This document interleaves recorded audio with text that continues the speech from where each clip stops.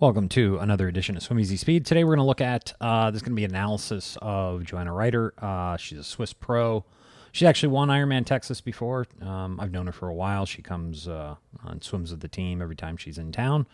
And it always happens to be on Ironman Texas weekend or week. So she usually comes in a couple weeks ahead of time. So here's what we're looking at today. So this is this year, a few days ago. And, here was last year versus this year. So you can see in some ways she's better, in some ways kind of she's degraded a little bit. We're still dealing with a little bit of instability. Here's what it looks like in the pool. So this was a workout earlier in the week. You can see there's a pretty big crossover. We're still dealing with a little bit of, if we're looking here, there's some instability. We'd want a lot of straight lines right down the middle of the body, and we're still not quite there yet. We've got a little bit kind of going up and off to the left.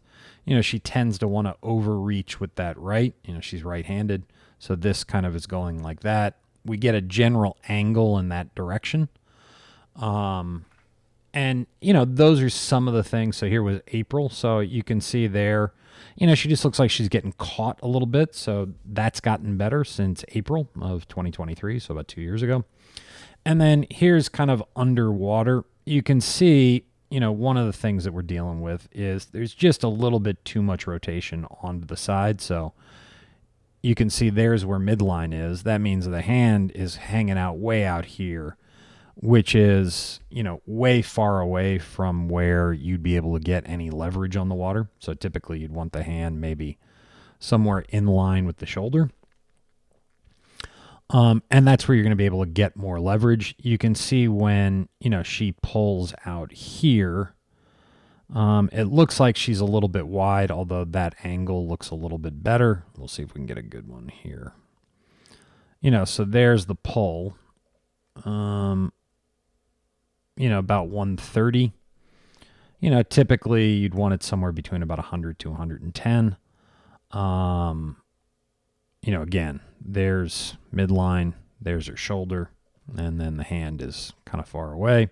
So, one of the things that she'd want to really work on or develop would be, just looking at all this is just more stability. You'd want the core to get a little bit more involved. You can see, if you slow it down, how the arms just don't look terribly connected. You can see that, right here as she does this, so there's that arm way out there. That's all to stabilize. You can see that the hips start to go that way. And then the feet will come apart. So there's a foot, there's a foot. We just need more stability in the water to get efficiency. Because remember, anytime an athlete gives up stability or has instability, they're going to have to sacrifice power and efficiency to stabilize. And so, that's a lot of times what's slowing triathletes down in particular is it's tough to develop stability in the water. You're in this very dynamic, unstable environment that we're really not designed to be in. And it's tough to get that stability. A lot of it's coming from the core. You're having to engage your core way more than you ever normally would. And, it's a tough place to be. It's a tough place to learn, and it's a skill. So, what we did was we kicked with the brick, and you can see she started with the brick, kind of at the back, which is easier to do. And here, we'll back it up, and you can see. So we were in the middle of this, and, she started kicking, and with the brick, this was the initial one. And you can see she's got her, moves her hands to the back of the board. And look, it's always easier kicking from the back. It's a lot harder kicking where your hands are at the top. It's going to force your core to engage more. You're going to have to find more balance. And let me reiterate this many, many times over. If you think getting better at swimming is going to be easy, if it's going to be if you're kind of coming at it from the point of view of, hey, it's a lot of zone 2 training, because that's what I want to race at. You ain't going to find it. Look, it's just gonna suck is the best way to put it. To build this skill, and that's what it is. It's not VO2 max. It's not LT1. It's not LT2. Those things are important, But this is a movement skill that resides in your brain. You build up your body to support that movement at the speed you want to go. It sucks.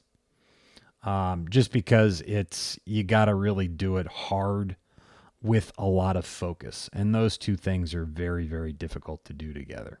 The hardest thing for the brain to do, move and learn a new skill. You're asking it to do both. So then what we went to was we did a little position 11, and you can see, she's starting to get a little bit more kind of straightforward kind of movement in her body. And that's what we want. So we did those over and over again. We added in, I think we even did a little one arm drill just to kind of try to balance it out or give her an idea of what was going on between the right and the left.